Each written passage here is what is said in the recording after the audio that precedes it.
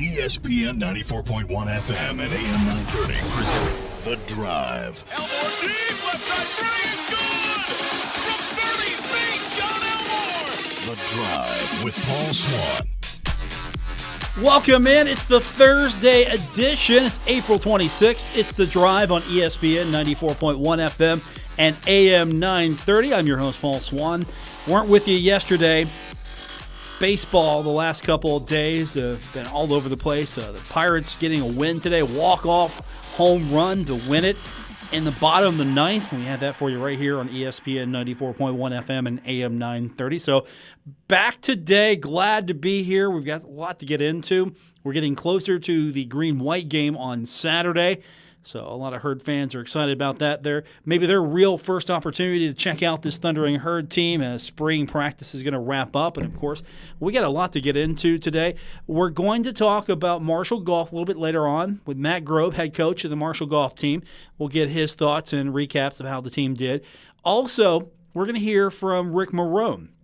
Now, there's a proposal out that would alter how the private schools function in regards to the public schools because of a competitive disadvantage, or at least a perceived competitive disadvantage that a lot of the smaller schools have in comparison to the private schools. Now, the gist of it is that if you're a private school, you can go out and you can go find kids. You can get kids to come in. I don't want to say pure recruiting here, but it's recruiting. It's what it is. Kids can go to private school, and you get a collection of a lot of kids who decide to go to private school that they're pretty good athletically. Well, there you go. And also, the private schools can control their enrollment. Public schools can't. You have who you have. That's it. And for a lot of schools, they don't have that many. If you're a school like Huntington, for the most part, you're going to be AAA. You're going to be one of the biggest schools in the state of West Virginia. You're a school like, say, at Tolsia, not so much. You're going to be a smaller school unless you have a population surge. And again, private schools don't have that issue. So Rick's later on about that. We're going to get his thoughts, and then we'll take your phone calls at 877-420-TALK, 877-420-8255. See where you fall on that. Also, we'll get your text. You can do so at 304-399-8255. That's 304-399-8255. So if you've got any text questions for Coach Grobe or later on for Ric Morrone, we'll hear that, and we'll do that later on in the program. So glad you're with us here. I said, missed you guys yesterday as we had baseball doubleheader, an actual true doubleheader. Haven't had one of those in a long time. But the Pirates getting 2 out of 3, getting the win earlier. Same time the Reds were taking on the Braves. Reds, again, losers. Correct me if I'm wrong, anybody, if you know this stat, but I believe the Reds are the fastest team to 20 losses. Did I hear that correctly? It is tough being a Reds fan right now. It definitely is. But we've got some action going on right now. A lot of baseball action tonight. And of course, we're getting set and ramping back up for the draft. We'll have that for you tonight, by the way. So if you can't watch the draft, you've got a place for it tonight here. The first round for sure here on ESPN 94.1 FM and AM 930. Also on our sister station, Cat Sports 93.3 and 1340. As we await to see where our favorite team falls as far as fortune's concerned. Cross your fingers if you're a Bengals fan. Get somebody good. If you're a Browns fan, you've already resigned yourself to next year's draft probably. There's so many storylines here. Who do the Browns take? Whose life will the Browns ruin? That's pretty much what it is. It's not, congratulations, you're Cleveland Brown. It's, congratulations, your life is ruined now. You have been drafted by the Cleveland Browns. Your career is over. Imagine, you work all your life. You're a young man, you're a kid, you want to go play in the NFL. And you do everything you possibly can to achieve that dream. You work hard. You study hard to keep your grades up so you can stay eligible. You go through all of the little football, the Pee Wee League, everything. Junior high, high school, college, you go through all of that, and you're one of the best players in the country coming out. You've had a great college career. You're a top prospect for the National Football League. Everybody's excited about you.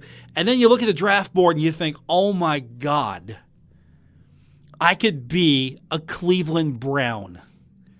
I could be going to where football careers die. I could be going to that team. Not a good team that could get a lot better with you, or if you're fortunate, you might fall to a team that's a contender, and instantly you're on a team that might be going to the playoffs next year, going to the Super Bowl. Things could be good for you. You might land on a team where, hey, there's some great talent here and I can develop here and get even better. No, you land up as a Cleveland Brown, and you've got to perform right away because you're the savior of the franchise. It's not you're coming into a situation where you're going to have a long, prosperous career. You're coming into a situation where you hope you can survive. Survive being a Cleveland Brown. Wait till free agency so you can get the heck out of there. Do a good enough job where you have some numbers. You have some performance. You can show, hey, I did a pretty good job here despite all of this.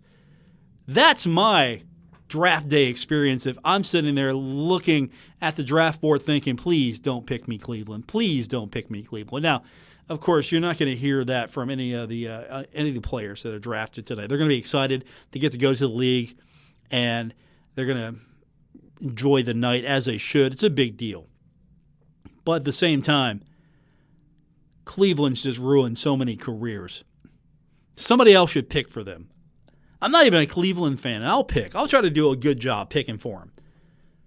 I'll do a decent job for them. At least I wouldn't try to hose them. I would actually try to pick somebody that fit what they needed, and that's just a terrible organization. Can you tell I'm not really high on the Browns bandwagon? And, of course, once the first few picks come in and all the dominoes start to topple, we'll see where this thing goes. It's drama every year. It is definitely a fun, exciting spectacle if you're into the National Football League. It's sort of it's not Christmas, but it is in a way. It's more like maybe Easter. This might be football Easter. Maybe that's the way to describe it. It's football Easter. When we come back, we're going to talk golf. We've got Matt Grobe joining us on the program, and he's going to tell us about Marshall Golf later on. Ric Morrone's going to tell us about a proposal coming up that they're trying to push to maybe level the playing field as far as athletes are concerned in the state of West Virginia between the private schools and the public schools. That's all still to come. I'm your host, Paul Swann. This is The Drive on ESPN 94.1 FM and AM 930.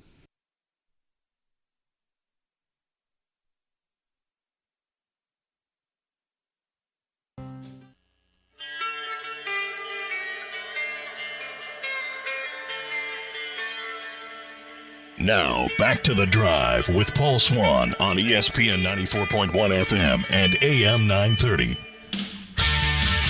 Welcome back to the Thursday edition. It's The Drive on ESPN 94.1 FM and AM 930. I want to remind you, if you miss any part of today's show, you can always catch us. All you have to do is go back to the website, WRVC.com. Also, you can find us on Apple Podcasts, Stitcher Radio, or wherever you get your podcasts. And if you subscribe to us on Apple Podcasts, make sure to leave us a review. We always appreciate all your kind words. Let's talk Marshall Golf now. We want to welcome to the program the head coach of the Marshall Golf team, Matt Grobe, who joins us now. And, Coach, tough outing. I think that's fair to say. Not exactly where you wanted this team to end in the Conference USA Championships, but still, I'm sure there's a lot of things that you can be happy about. Well, I was really disappointed, and the guys were disappointed. And, we talked about it a couple weeks ago when I was talking with you. We just didn't have a whole lot of experience, and we really, really needed that Greenbrier tournament, I think, to try to help those guys get a little bit more experience. It gets snowed out, and so really we hadn't played since Furman, so it had been about a month. We get down there, and all year we've relied on Alex has played great golf, and the rest of us have been able to try to get a couple of scores in. And this week, Alex played just kind of okay for him. and the rest of the guys just weren't ready for that. It was the golf course was really, really tough, and I just didn't feel like the guys almost maybe got intimidated. We might have played a little too safe. I think that when things start going bad, the next thing you know, you're trying to guide your swing and you're trying to play for pars instead of birdies, and then you're trying not to make bogeys. And, the next thing you know, you're trying to stay away from double bogeys, and it just seemed like we became a very safe team as the week went on. And so I think we grew up a lot, and I think the guys all realized going into summer that we got a lot of work to do, and they got some things they got to go back and work with their instructors and get back home and shore up their games a little bit. How difficult is it to take all of those lessons that you get from this tournament and translate that into success next year? Because these guys are not necessarily all going to go to – they're not going to be in the same place. They're not going to be with you, so obviously you've got to depend on their instructors, as you just mentioned. But just how difficult is that to, okay, I'm going to hope these guys take it to heart and go out and do the things that they need to do, and you're not there? Well, the best thing is we got great kids. So that's number one. I'm not worried about the work ethic. I'm not worried about the character. But the thing you brought up is every kid kind of has something different. So I'm going to have meetings with them at the beginning of next week. I took notes as the tournament went on. I've been taking notes for 2 days, racking my brain to see what we can do to get better. For some kids it was putting. For others it was a little bit of their wedge game. We had some guys that had some struggles off the tee. And the problem is once you have that one glaring weakness, it gets really tough because then it starts to filter into every part of your game. Now, if you're not hitting your irons close enough because you're not putting well, now you start putting pressure on your irons. And now they start missing greens. Now you're putting pressure back on the driver. So it just felt like it was a perfect storm for some of our guys that just couldn't get comfortable. Didn't understand these greens were as hard and firm and fast as we've played, and they really needed to kind of play it to the right side of the hole sometimes. And like I said, sometimes you play safe, but you got to be aggressive when you're playing safe. So I think each kid's got their own things that they need to improve on before next season comes back. And I think that going through that. Like I said, some kids got to work on getting a little bit more distance. Some got to work on some short game type stuff. And I've got really good relationships with all of our kids' instructors. So I've already been texting back and forth with some of their instructors, kind of saying, this is what I saw this year. This is what we kind of need to fix this summer. And then they'll work with them on it this next summer, and then they'll all come back and we'll have a much better fall. So it's pretty nice. You have multiple assistant coaches in a way with a lot of these kids. That's exactly what it is. And the best part about it is these swing instructors have been with these kids, a lot of them, since they started golf. So they know the kids. So when I tell one coach one instructor what I'm seeing, he immediately kind of says, yeah, that's something we've been fighting and I'll work on it this summer with, or what, I think we need to get him with, get him working out a little bit more in the weight room, or what, I've got some drills that I'm really going to work with him when we get back. So, these guys have just as much of an interest. They want these guys to make it on the PGA Tour. So as instructors, they're kind of judged on how many players go to the next level. So they've placed them into college. Now they want to help them get to the next level, and they're going to watch them over these next 4 months while I can't, and make sure that they send them back to campus better golfers than they were when they get there this summer. Marshall golf coach Matt Grobe joining us on the program. And when you have these kids, I know scheduling is still difficult. Are there things that you're going to work with your staff, with the university, or just things that you're going to do maybe a little differently in the off season to try to make everything better once you get it back with these kids? Yeah, we've got luckily for us, our schedules work pretty well for us. We've got most of our kids are business majors, so as far as being able to get them out on the golf course in the afternoons by 1, I know, a lot of majors, it's tough because they've got labs and stuff in the afternoon, but I was just looking over our schedule for next semester today, and everything looks really good. I think we're going to be able to have some really good practice sessions, and our strength and conditioning program has been really good for our guys. And the one thing we really need a lot of is experience. And so the good news is almost all these kids, we took 3 kids down to conference that had never seen the golf course before. And the other kid we took down there had only seen it one time. So, now they've all seen it. They know what they've got to prepare for. And I feel good about the schedule for next fall. We've got some really good tournaments. We're playing some tough golf courses. And I think on my perspective, I've got to get us a little bit more southern when we come into the spring. We play a lot of events kind of up in our own area, but I think that the grasses are pretty tight down there. The greens were pretty firm, and it's a different type of grass down there in Texarkana. So, hopefully we can get some tournaments down around Tennessee and in those areas, maybe Arkansas, just to kind of get our guys used to it as we're heading up to conference next year. Matt Grobe is our guest. Marshall Tennis getting set for the off season now. It's not necessarily over for Marshall Golf just yet as far as the team's concerned. You've got to retool and get everything ready for next season. But now you're waiting to see if at least you're going to have a participant in the NCAA Division I Men's Golf Championship. And you'll find that out, I believe, May 2nd? May 2nd at 5:30. And I'm, you hate to say that you're almost pretty much sure, but I went through today and looked through all the – basically what they do is they take the top teams and they get them set into regionals, and they take the top individuals that are left over. And just taking, they take 45 individuals, and right now I've got Alex on, when I look through the rankings, I've got him somewhere in the mid-20s, mid to late 20s. So I think it's not really necessarily a question if he gets in it. I think it's really more a question of where we're going to end up going. And so, there's a couple of sites we could possibly go to. Columbus, Ohio, which would be great for him. It's his hometown. It's a Scarlet course where he's played a lot of golf, played his high school state championships. That's where I went and recruited him originally when he was a high school kid. And then I think Raleigh, North Carolina is another option because it's pretty close. They typically take the individuals and keep them pretty close to home. So I know for Alex's family and friends and, his high school coach and instructors and all those guys, they would love to see him be able to stay close, come close to home for his final, run at the NCAAs. And it's important as well just to at least have somebody in the NCAA. I know you want to get your team there, but at least to have an individual still keeps Marshall out there and people can see, okay, hey, if I go to Marshall, I've got an opportunity here. So I'm sure that's really important, not just for him, for you as well. Absolutely.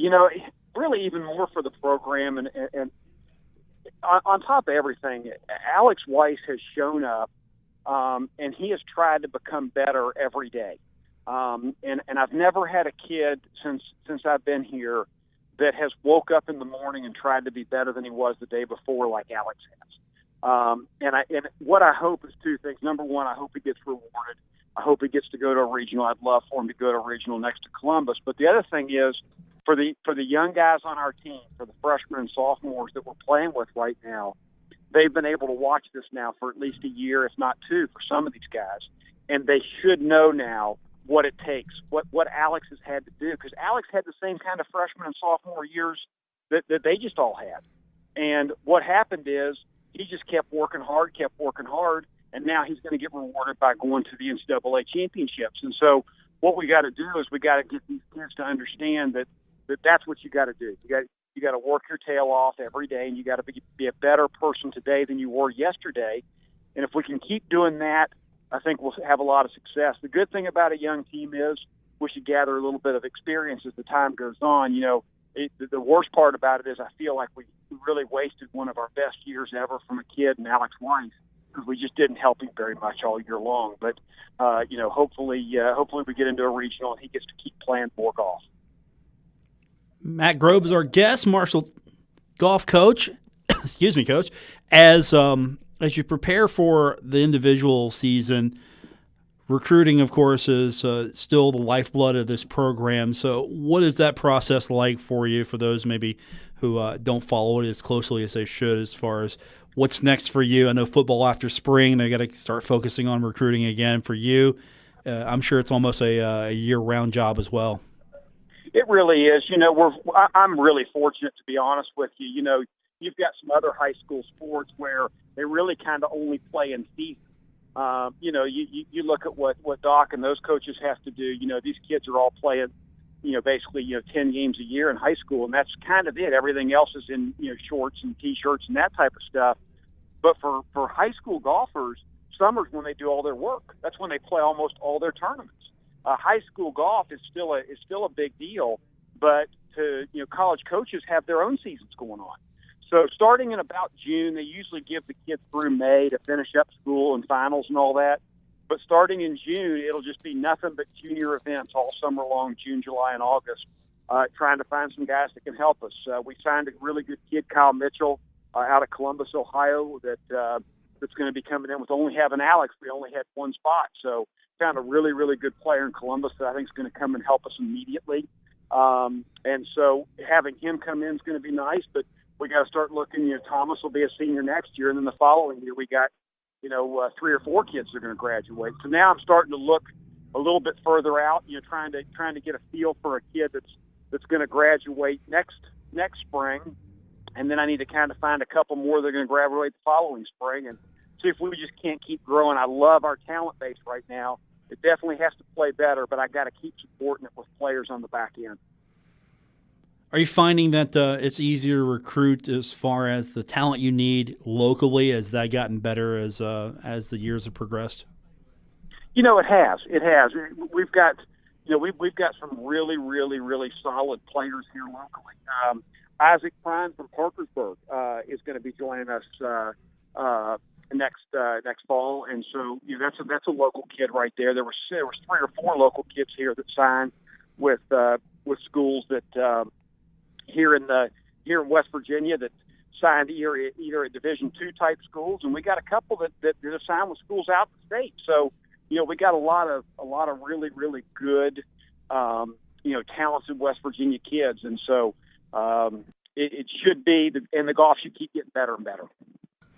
Matt Grobe, our guest, Marshall golf coach. Coach, good talking to you again. We'll do it soon because I'm sure we've got a lot of golf to get into between now and, the next time you get this team together. Absolutely. Sounds good. Thank you so much. It's Matt Grobe, Marshall's tennis coach. We're going to take our next break, come back. What do you think about private schools versus public schools? Well, we're going to start that discussion when we continue.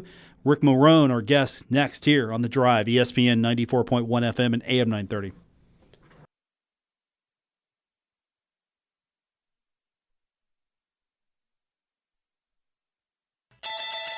Don't worry, Paul Swann has the wheel on The Drive, ESPN 94.1 FM and AM 930. Welcome back. Paul Swann, your host on this Thursday. Glad you could be with me. Don't forget, we'll take your phone calls later on at 877-420-TALK, 877-420-8255. You can also text the program 304-399-8255, 304-399-8255. We'll fire the text machine up for you and get your thoughts. We're joined now on the program, good friend of the program, and also the girls basketball coach at Tolsia High School, Ric Morrone, with us now. And Coach, good to talk to you again. It's been a while, and you've been busy these last few days, or at least for a while, haven't you? Yeah, I've been real busy, and Paul, I missed the pregame football shows we used to do together, but I appreciate you having me back on the program. We could do that again, just you and me. just cut out the rest of them, right? I mean, I'll invite Randy Payton back on as well, and we'll just go to town. Yeah, we used to have a great time. A lot of good memories in those Friday nights. Yeah, those are fun times. So let's get into it here. You've been in basketball a long time, so you've seen a lot of action in the state of West Virginia. You've been to the tournament. You've been to the playoffs. You know how difficult it is to win a state championship, and now you are with a group of people who are trying to put together a proposal to balance the competitive advantage that maybe the private schools have over the public schools. Tell me about this, and why is this more of a balancing than I'm going to take my ball and go home move? Well, I'll tell you what, Paul, it's been an issue. It's all around the country. People have just been trying to find a competitive balance, and I know that's the term you use there. But basically, it's just looking at how schools are classified in the state and looking at some factors that really have a lot to do with the number of kids that are in your school, and it's about access to the number of students and also to things that are barriers to students. So it's just kind of even in the playing field. I've heard people on both sides, to be honest with you. Some of the people, and I have a lot of respect for a lot of the people that coach at some of the non-public schools that do a great job. They're great coaches. They compete at a high level. Some of them have wanted to compete against bigger competition, but of course they're put in Class A. So it's been going on for 40 years. There's been proposals before that have been tried or attempted to even the playing field. They have all failed. So, we're definitely not going into this on our own. Miss Wallace, Reva Wallace, our head principal, is the one that made the proposal to the Board of Control. But it is on behalf of many of the public schools of all classifications that are just trying to have a more even and balanced playing field. Now, you've got two different proposals, Proposal 9 and Proposal 10. If you would, break down each proposal and talk about the merits you believe and the way you're going about this with these proposals. Well, to be honest with you, Paul, Proposal 10 is something that's been brought up before, and it's never really gotten much traction, and that's just basically a separate classification like they do in Virginia and Florida. There's several states that have totally separate classes. That's one that's maybe not as feasible in our state, but it is one proposal. It's been proposed over the years in 2006 and then a couple of times after that, and that's just a separate classification because the schools are structured differently. But Proposal 9 is the one that's interesting because what it does is it looks at classifying schools based on their enrollment area. Several years ago, the State Board of Education and the WVSSAC assigned an attendance zone to all the non-public schools, and it's the nearest public high school. So their attendance zone is identical to the nearest public high school. So any kid in that attendance zone could attend that non-public school and be considered being in their attendance zone, just like we have here and all across the state. Kids go to the high school that's in their attendance zone unless they get permission to go out of their area. So the proposal that number 9 is the classification for the non-public school would be the same as the attendance zone in which they're drawing from. It makes the most sense because they have access to more students. So all across the state, most of the time non-public schools have to be in urban areas because they're trying to get kids to come in order to support the school through tuition and support that way. And that's fine. None of us have any issue with that, but it gives them a different structure. So I guess what we're asking is just that schools be looked at in a little bit different way if they're structured differently, and we feel that's the case. And it may or may not, be something that people look at as an option. We're just trying to provide options. Why should this happen? Why do you feel that this needs to be something that's seriously looked at and possibly enacted? Well, I think when you look at the data and the history of athletics in West Virginia, which we all love and we've covered as broadcasters, coaches, and athletes, you want everyone to have an opportunity to feel like that the things that matter are hard work, teamwork, talent, and building a program. And I don't think that it should be on any other factors. And you'll have some teams that will have some great runs. But, I've coached teams that have won state championships on the boys' side. I've had teams that won 5 games, and I felt just as proud of that group as the teams that won the state. I think the unique perspective that we have, we were in Class AA for 20-some years. So we weren't involved in this. So the last couple years, having moved back to Class A, it's made us aware of what the other 45 Class A public schools have been dealing with for a lot longer than us. So I feel what would come of this would be a more competitive balance, because if you have access to athletes and their families, if your district's in an urban area, for instance, in a 10 to 15 mile radius, you could have 45 to 50,000 residents that live there. Those kids would all have the opportunity to come to your school if they can meet your criteria.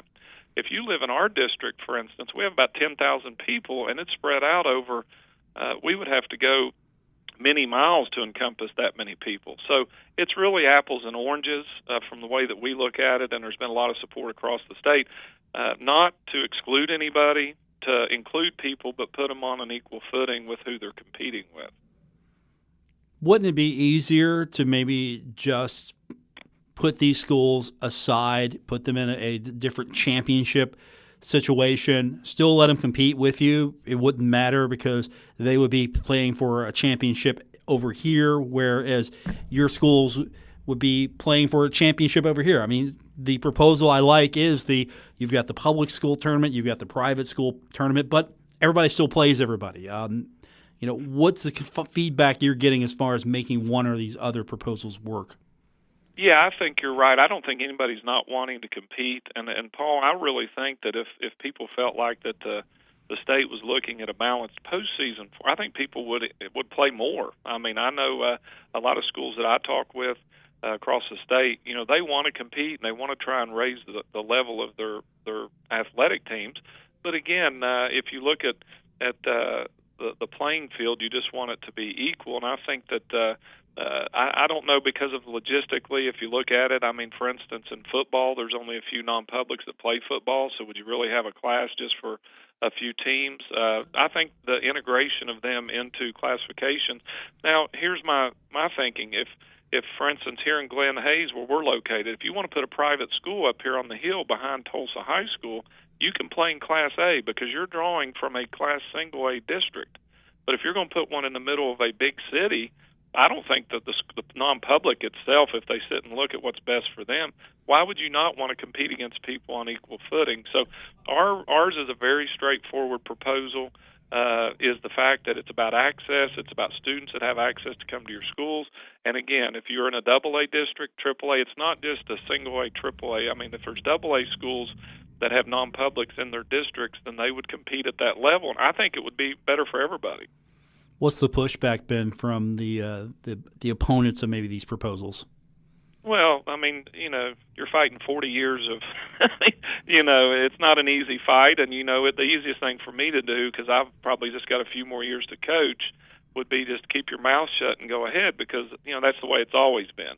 Well, I tell you what, if I pulled up in front of your studio in a horse and buggy out there and told you that was my new mode of transportation, you'd probably say, Rick, you've lost your mind. Things change. And just because something's been that way doesn't make it right. I go to church with a fellow that's retired. We golf a lot together.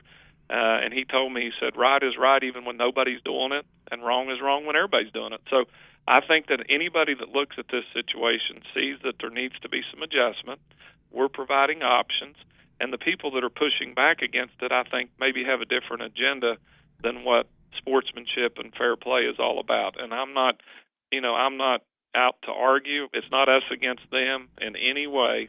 It's about trying to give everyone a more competitive balance and an opportunity for all kids to compete in sports and know that they legitimately have an opportunity to achieve their goals. Many won't, but they should at least feel from the get-go that they have the opportunity if they do the right things and maybe catch lightning in a bottle. They can do things. And the data, when you look at it, is just not there. I mean, when you've got sports where you got over 90% of championships over a 30-year period are from non-public schools, of which there's only 8 out of a group of 54.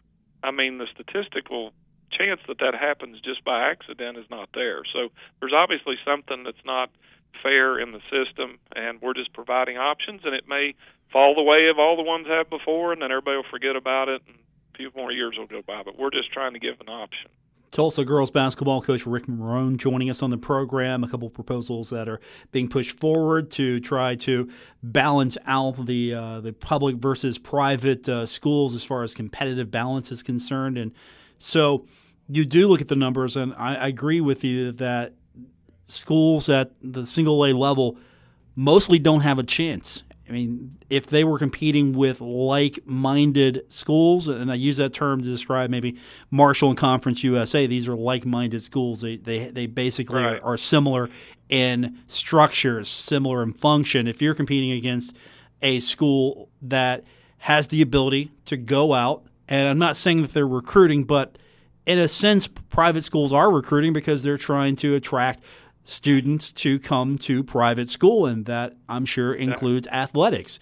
I mean, they don't have a recruiting coordinator going out scouring the country here, but if there's a really good kid who plays athletics, I'm sure he's going to be somebody that they might approach or they might talk to and say, hey, here are your options, just to give that kid some options.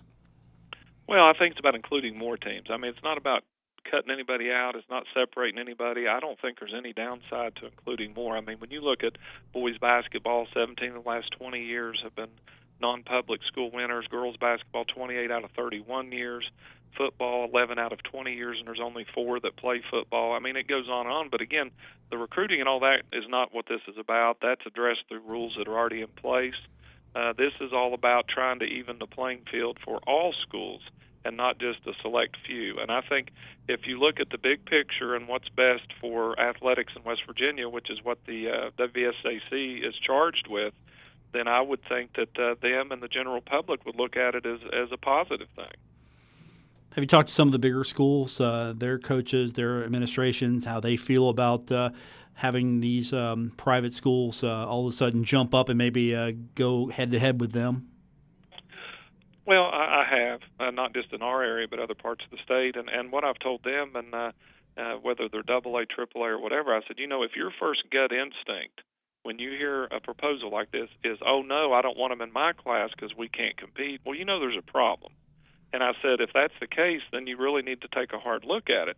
But the other side is I think you never know. I mean, it may encourage kids, if they're competing at the AAA level, maybe they stay at their home school, maybe they don't. But I don't think it'll hurt the enrollment at either the private schools or the AAA schools. And with only 29 AAAs, Paul, I mean, the reclassification left them with only 29 schools in AAA. If there was 3 or 4 or 5 schools that were added, to me, that's a plus. It gives them more teams to compete with. Tulsa girls basketball coach Ric Morrone joining us on the program. It's Proposal 9 and Proposal 10. So what's next as far as trying to get this through? How far do you think it's going to go, and what are the processes that have to take place to maybe get this far to the point where it maybe is enacted upon? Well, the next step is, like I said, our head principal, Ms. Reba Wallace, made a proposal as a member of the Board of Control. That's the principals across the state. It'll be voted on next week at the annual Board of Control meeting at the SAC. Any of the proposals, there's about 20 from all across the state that are on the agenda. Any of those that are voted through at that meeting then have to go to the State Board of Education in July, and then the 9-member State Board of Education will vote up or down, and then the rule, if it gets through the SAC, it could be voted down at the State Board.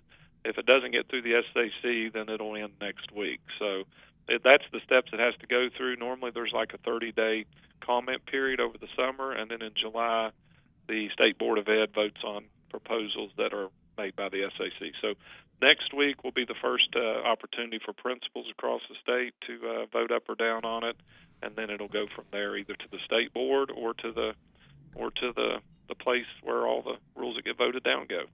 Now, I'm not sure if you've been barnstorming, if you've had straw polls here. How do you feel as far as the chances of this happening? To be honest, it's really hard to tell. There's a lot of there's a social media presence out there, but you really don't know what that entails.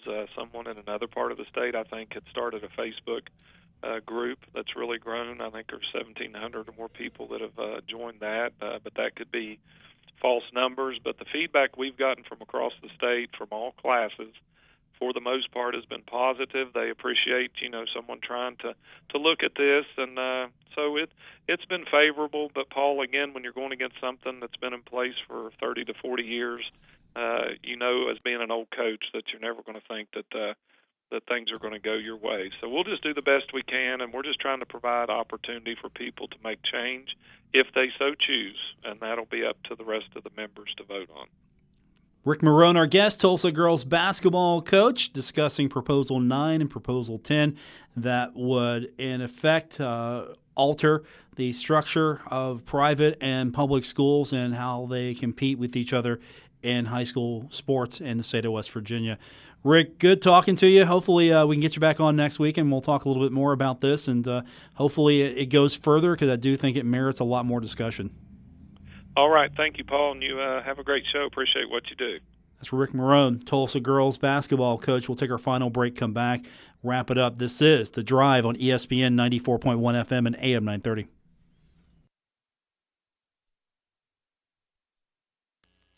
You're listening to The Drive with Paul Swann on ESPN 94.1 FM and AM 930. 304-399-8255. If you want to text in your comment toll free, you can call us at 877 420-8255. Let's go to the phones, and Brian is up on the drive here on ESPN 94.1 FM and AM 930. Go ahead, Brian. Hey, Paul, how you doing? I'm good, very good. Hey, there's some things that Coach Morrone missed in talking about that. I was very interested to hear what he had to say. My son is a junior at Calvary Baptist Academy, a private school, and we're not a part of the SSAC. So what Coach Morrone's talking about doesn't affect us, and there's several Christian schools in the area. We have our own league. And, of course, we're independent of the SSAC because we're not a part of it. But what Coach Morrone said that really captured my attention was he said access to students. Now, you got to keep in mind that the SSAC and the West Virginia legislature in the last couple of years voted down the Tebow law that would have provided them access to students through the homeschools. You know, the Tebow law gives homeschoolers the ability to play for the school system of their community. So, in other words, if there's 5 or 6 homeschoolers in the Hurricane area, that with the Tebow law, they could have had access to go to Hurricane High School. In the Glen Hayes area, the same thing. It would have given Tulsa High School access to these kids. But the SSAC, in its infinite wisdom, decided not to get behind it.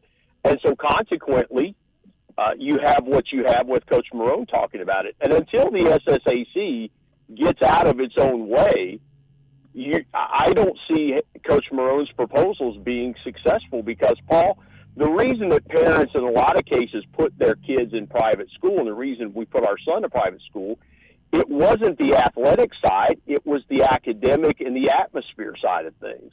So that's why a lot of parents choose to do that. And so from an athletic standpoint, it's probably better for some of these kids that are gifted athletically to go to a public school. But the problem is a parent sees a public school and says, hey, from an atmosphere standpoint, it's probably better for me to send my kid to a private school.